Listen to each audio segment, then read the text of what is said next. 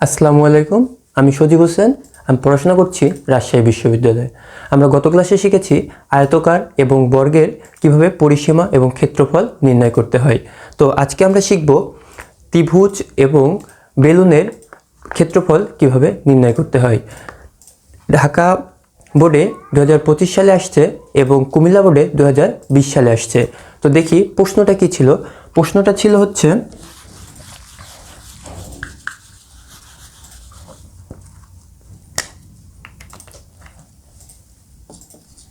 সমবাহু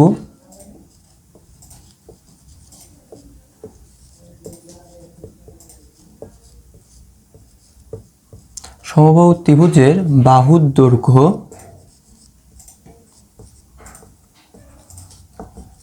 দৈর্ঘ্য 4 মিটার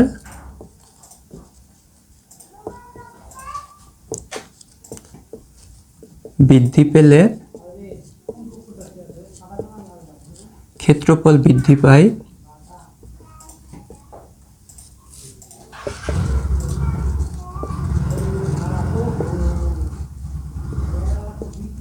ক্ষেত্রফল বৃদ্ধি পায় 7√3। এখন একটি আমাদের জানতে হবে সমবাহু। নামটা কি? সমবাহু। তার মানে কি? তিনটা বাহু থাকবে তার সমান। সমবাহু ত্রিভুজের তিনটা বাহু কি থাকে? সমান থাকে। এবং কোণগুলো কি থাকে? সমান থাকে। এখন একটা ত্রিভুজের তিন কোণের সমষ্টি কত ডিগ্রি জানি আমরা? তিন কোণের সমষ্টি জানি আমরা 180 ডিগ্রি। তাহলে এক কোণের সমান কত হবে? 3 দ্বারা ভাগ, তাহলে কত হবে? 60 ডিগ্রি। তাহলে একটি বাহুর কত ডিগ্রি হচ্ছে? 60 ডিগ্রি। এটাও 60 ডিগ্রি, এটাও 60 ডিগ্রি। তার মানে কি? সমবাহু ত্রিভুজ হচ্ছে দুই সমকোণী ত্রিভুজ। তার মানে একটি সমবাহু ত্রিভুজ সমান দুইটি সমকোণী ত্রিভুজের দুইটি সমকোণী ত্রিভুজ সমান সমান একটি সমবাহু ত্রিভুজ পাবো। তাহলে বলছে কি যে দেখো যে একটি সমবাহু ত্রিভুজের বাহুর দৈর্ঘ্য 4 মিটার বৃদ্ধি পেলে ক্ষেত্রফল বৃদ্ধি পায় 7√3। তাহলে চলো আমরা ম্যাথে যাই। যার পর দেখি প্রশ্নে কি আমার থেকে চেয়েছে। প্রশ্নে চেয়েছে যে সমবাহু ত্রিভুজের ক্ষেত্রফল নির্ণয় করো। এখন সমবাহু ত্রিভুজের ক্ষেত্রফল যদি নির্ণয় করতে হয় তাহলে কি করব? এটা আমি x ধরবো, এটা x ধরবো, এটাও x ধরবো। আমরা কি জানি যে সমবাহু ত্রিভুজের প্রত্যেকটি বাহুর মান কি থাকে? সমান থাকে। প্রত্যেকটি বাহুর মান কি থাকে? সমান থাকে। এখান থেকে বৃদ্ধি পেয়েছে কত মিটার? 4 মিটার।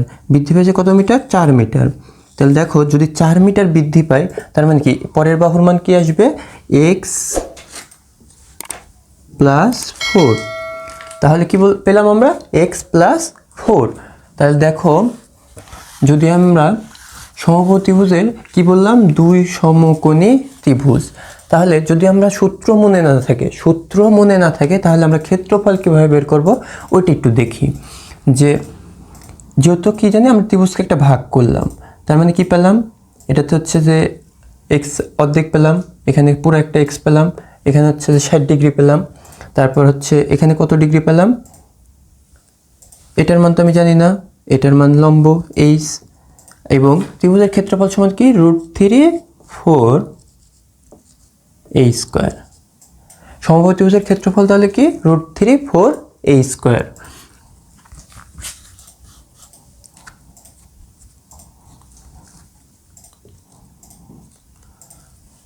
তাহলে প্রথম ত্রিভুজের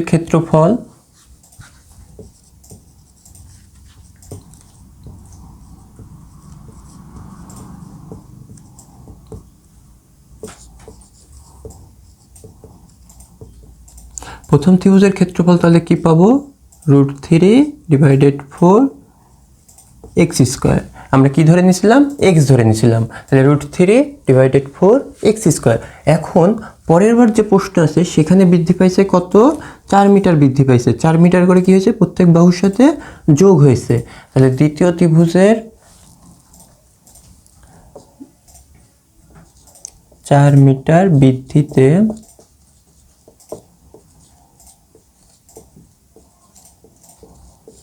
ত্রিভুজের ক্ষেত্রফল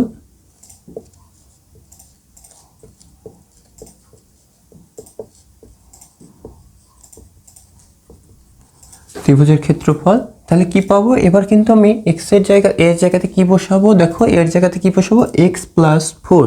তাহলে কি √3 ডিভাইডেড 4 এক্স প্লাস 4 তার উপর হোল স্কোয়ার। এখন ভাইয়া এক্স প্লাস 4 দিয়ে তাহলে কী করবো? আমি এক্সের উপর স্কোয়ার করবো, একটা 4-এর উপর স্কোয়ার করবো না, এটা করা যাবে না। তাহলে কি করবো আমরা এখানে আমরা করবো √3 ডিভাইডেড 4। এখন আমরা কি জানি? a plus b whole square. ওই যে আমরা ইয়েতে পড়ছিলাম, বীজগণিতে পড়ছিলাম a plus b whole square. a plus b whole square যদি বের করতে তাহলে কী করবো? a স্কোয়ার মানে কি এক্স স্কোয়ার প্লাস 2ab, তার মানে কি 2x গুণ 4, বি এর জায়গায় 4 প্লাস 4-এর উপর স্কোয়ার। তাহলে কি পাবো আমরা? √3 divided 4 x square plus 8x plus 16। তাহলে এটা আমরা পাইলাম।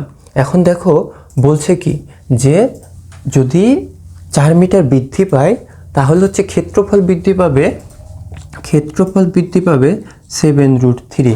ক্ষেত্রফল কত বৃদ্ধি পাবে? 7√3। তাহলে প্রশ্ন মতে কি দাঁড়াচ্ছে দেখো,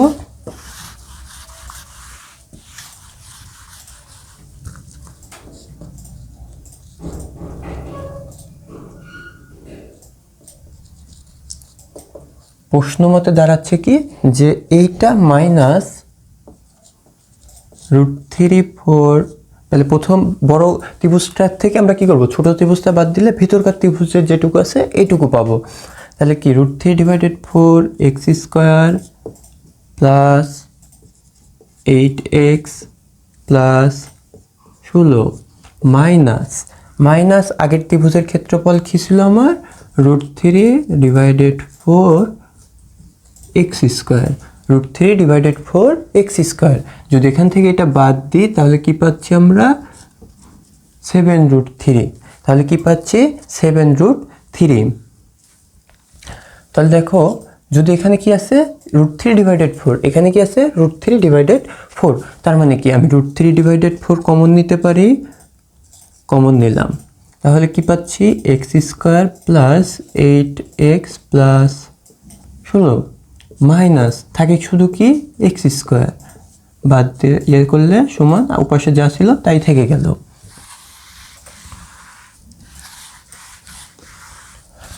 এখন দেখো যে এই পাশে কি ছিল আমার? √3 ডিভাইডেড 4 কি আকারে ছিল? গুণ আকারে ছিল। ওই পাশে পার করলে কি পাবো? ভাগ হয়ে যাবে। ওই পাশে পার করলে কি হবে? ভাগ হবে। তার আবার এক্স স্কোয়ার আর এক্স স্কোয়ার কাটা, তাহলে থাকে কি 8x plus 16 is equal to 7√3 divided √3 4। এখন যদি আমরা করি এটাকে ঘুরাই দিই তাহলে কি হবে? এখানে ভাগ আছে গুণ আকারে বসবে। কি হবে? ভাগ আছে গুণ আকারে বসবে। তার মানে কি 7√3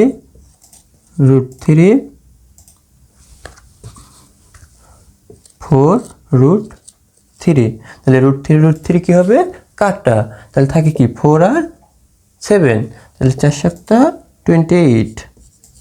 তাহলে এই পাশে থাকছে কি আমার 8x প্লাস 16। তাহলে দেখো যদি আমি 16টাকে ওই পাশে পার করি তাহলে 8x সমান কি থাকছে? 28। তাহলে x ইজ ইকুয়াল টু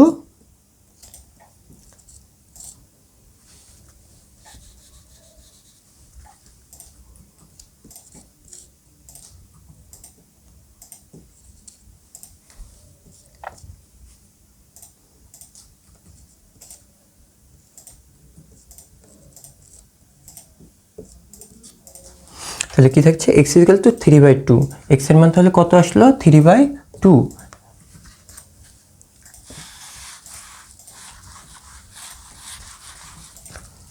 ত্রিভুজের x এর মান কি পেলাম?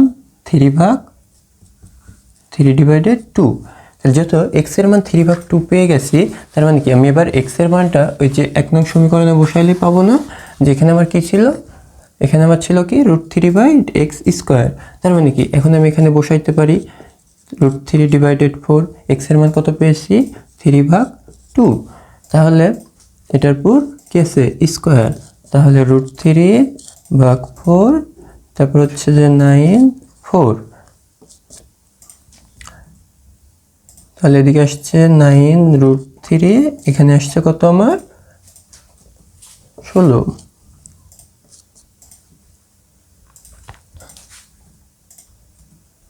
তাহলে ক্ষেত্রফল কত আসলো 9√3 ডিভাইডেড 16। এবং পরবর্তীতে আছে কি দেখো, পরবর্তীতে আছে যে একটি লোহার পাইপের ভেতরের ও বাইরের ব্যাসার্ধ 14 এবং 16। ভেতর এবং বাহিরের পাইপের ব্যাসার্ধ কত আছে 14 এবং 16। তার মানে কি পাইপ কি, পাইপ হচ্ছে যে দেখো পাইপটা কেমন হয়, এই পাশে একটু ফাঁকা থাকে আবার এখানে একটু থাকে। তার মানে কি দাঁড়ায় যে এখানে একটা আছে, বৃত্ত আছে। এখন বৃত্তর ক্ষেত্রফল আমরা কি জানি, বৃত্তর ক্ষেত্রফল জানি পাই আর স্কোয়ার। বৃত্তর ক্ষেত্রফল কি জানি পাই আর স্কোয়ার। তার মানে কি এখানে আরেকটা বৃত্ত আছে, তার মানে এটার কি হবে পাই আর স্কোয়ার।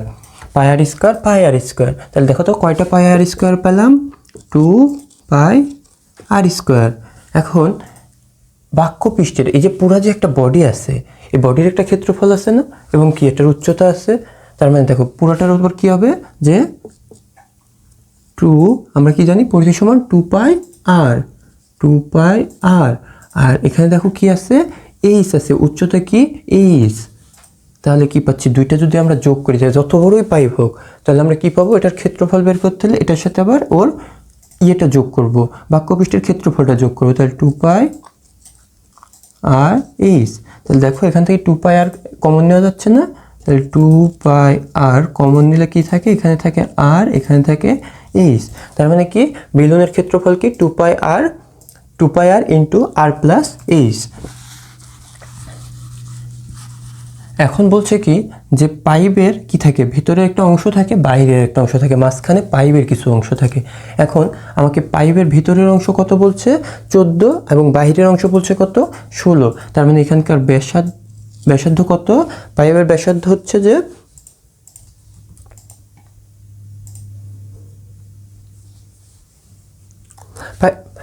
ব্যাস কত বলছে 14 সেমি। তাহলে 14 সেমি হচ্ছে, এটা হচ্ছে বাহিরের আর এটা হচ্ছে ভিতরের। এখন আমাকে আর এর মান কি, আর হচ্ছে কি একটি ব্যাসার্ধ, আর মানে কি ব্যাসার্ধ, তার মানে কি এর অর্ধেক। তার মানে বাহিরেরটা হচ্ছে 8 আর এটা হচ্ছে কত 7। তার মানে ভিতরেরটা কত দাঁড়াইলো 7 আর বাহিরেরটা 8। এখন বলছে কি যে দেখো পাইপের আমাকে কি জানতে হবে, পাইপের লোহার ওজন যদি বলছে যে পাইপের 1 ঘন সেমি লোহার ওজন 7.2 হয়, 1 ঘন সেমি লোহার ওজন 7.2 হয়, তাহলে লোহার ওজন কত এই পাইপটার। তো এখন আমাকে কি জানতে হবে, প্রথমে দেখতে হবে কি যে আসলে এর আয়তনটা কত আছে।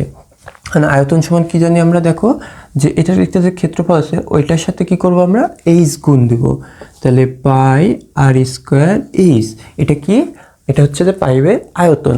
এন্ড পাইপের দুইটা আয়তন আমাকে লাগবে, একটা লাগবে কোনটার ভিতরেরটার, আবার লাগবে কোনটার বাহিরেরটার।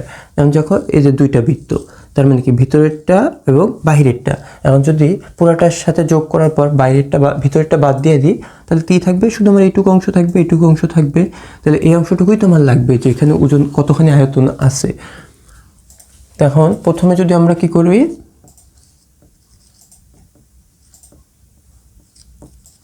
ভেতরের আয়তন আর ইজ ইকুয়াল টু 7। তাহলে আমরা জানি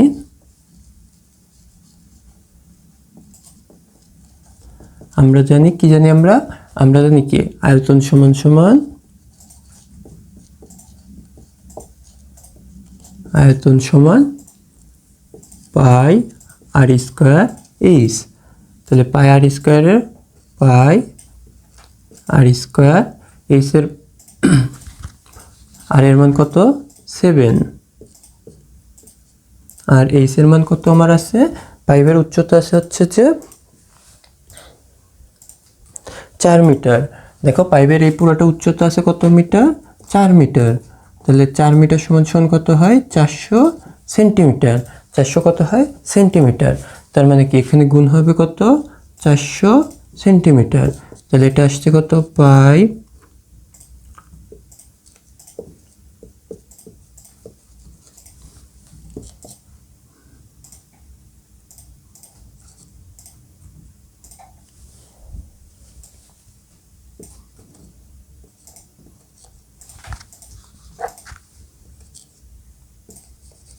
19,600 কত আসছে 19,600। এখন ভিতরেরটা পাইলাম, এখন আমার কি লাগবে বাইরেরটা লাগবে।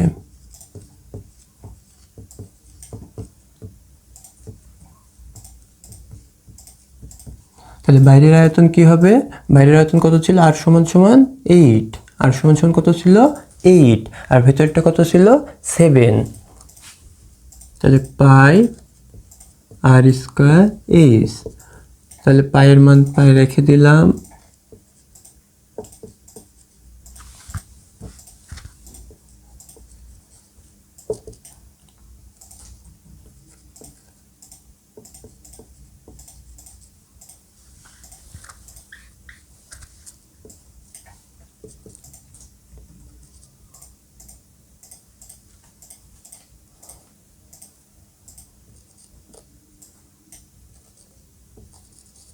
তাহলে কত হলো 25,600, আর এখানে আসছে কত হয় 19,600। এখন আমি যদি এটার থেকে এটা বাদ দিই তাহলে কি পাবো, বাইরের আয়তন পাবো না। তাহলে দেখো এটা রাখলাম, তাহলে পাইপের আয়তন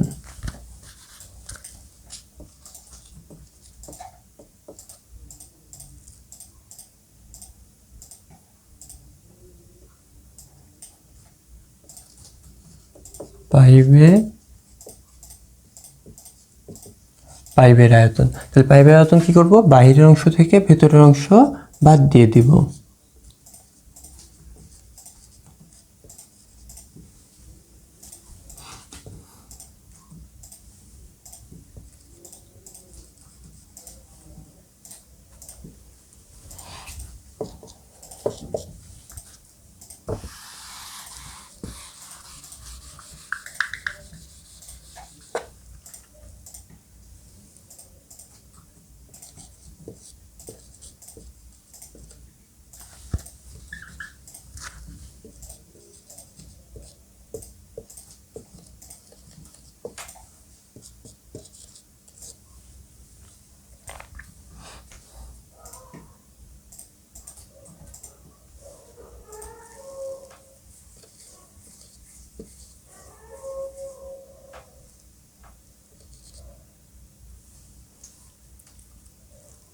তাহলে কত হচ্ছে 6,000, তাহলে পাই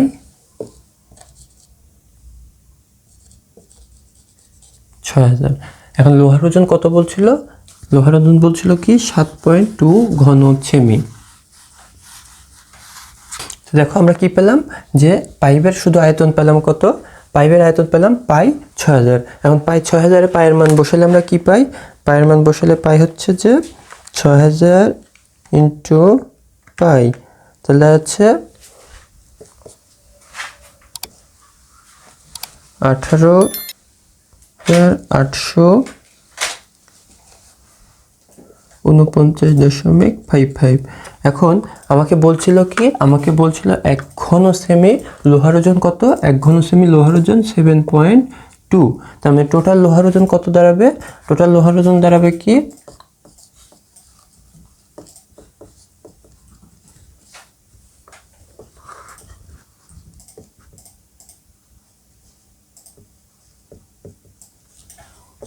তাহলে পাইপের কি আয়তন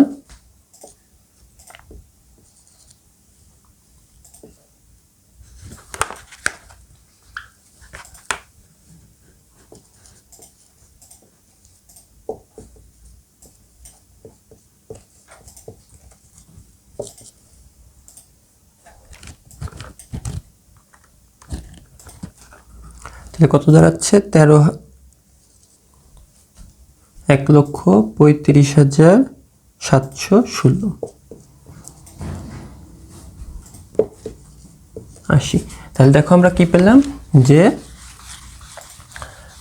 পাইপের ভিতরের এবং বাইরের ব্যাসার্ধ বাদ দিয়ে পেলাম কি আমরা, যে পাইপের শুধুমাত্র আয়তন পেলাম। এখন যদি আমাকে বলতো যে 1 ঘন সেমির 1 কেজির ওজন হচ্ছে, যে ধরো এটা গ্রাম আছে, এখন যদি আমরা কেজিতে নিয়ে যাইতাম তাহলে কি করতাম, 1000 দ্বারা ভাগ করতাম।